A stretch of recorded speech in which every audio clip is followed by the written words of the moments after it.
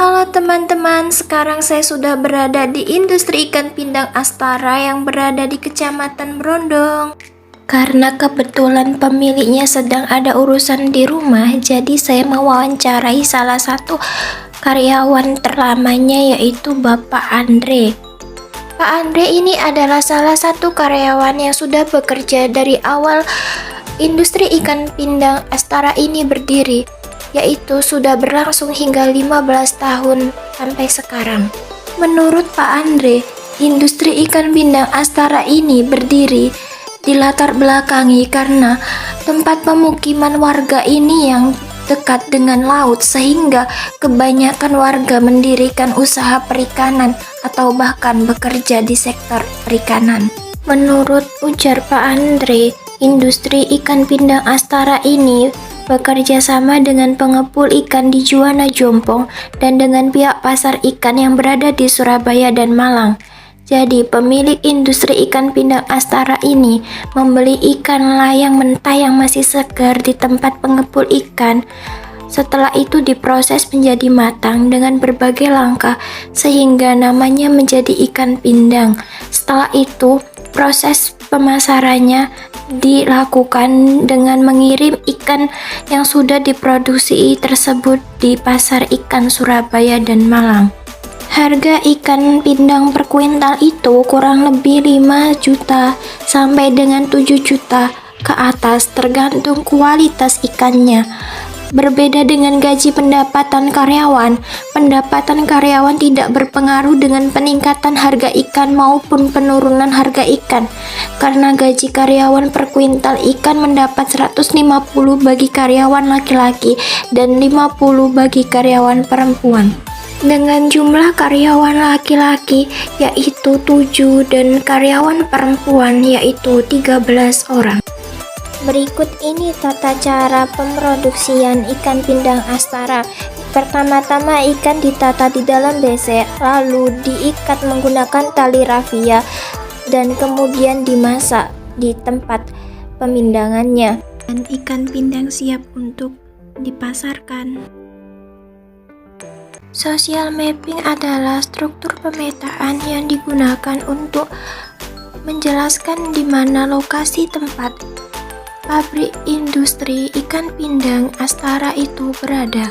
Pabrik industri ikan pindang Astara ini berada di tengah-tengah masyarakat, sehingga memberikan peluang bagi warga sekitar agar bisa bekerja. Tidak hanya itu, industri ikan pindang Astara ini pun berada di tengah-tengah sekolah SDN 2 negeri, sehingga memberikan peluang bagi ibu-ibu yang mengantarkan dan menemani anaknya sekolah bisa ikutan bekerja. Karena lokasi sekolah pun dekat dengan pabrik industri, maka ibu tersebut sambil bisa mengawasi anaknya.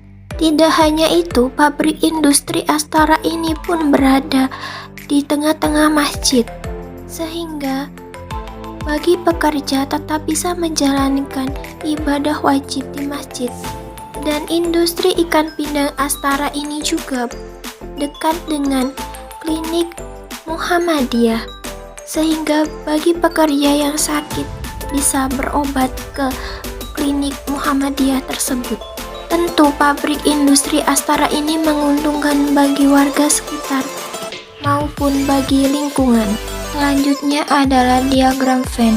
Diagram Venn digunakan untuk kita menemukan permasalahan apa yang sedang terjadi di industri tersebut. Setelah saya melakukan wawancara terhadap Pak Andre, di sini saya menemukan permasalahan yang terjadi di industri ikan pindang, yaitu yang pertama, naiknya bahan bakar solar dikarenakan pandemi tersebut. Kenaikan bahan bakar solar sangat berpengaruh terhadap harga produksi ikan pindang. Permasalahan berikutnya adalah sulitnya mendapatkan ikan karena cuaca. Selanjutnya adalah food basket. Food basket bertujuan untuk melihat lebih detail mengenai pola konsumsi industri ikan pindang Astara. Konsumsi yang dibutuhkan oleh industri ikan pindang Astara ini yaitu seperti garam. Garam digunakan untuk menambah cita rasa ikan. Yang kedua adalah air bersih. Air bersih digunakan untuk merebus ikan. Yang ketiga ada besek. Besek digunakan untuk tempat menaruh ikan. Yang keempat ada solar. Solar sebagai bahan bakar. Yang kelima ada tali rafia sebagai pengikat jika ikan sudah ditaruh di dalam besek. Selanjutnya adalah metrik scoring paling utama, yaitu memberikan setiap nilai dari suatu permasalahan. Di sini saya menawarkan skor 1-10 kepada narasumber saya, yaitu Pak Andre. Di sini terdapat 2 permasalahan, yaitu 1. Naiknya bahan bakar solar karena pandemi. Pak Andre memberikan nilai 8. Karena menurut Pak Andre, permasalahan ini tidak terlalu penting dan masih bisa diatasi. Jika bahan bakar solar meningkat, bisa diatasi sementara dengan menggunakan bahan bakar seperti gas LPG. Yang kedua adalah sulitnya mendapat ikan karena faktor cuaca.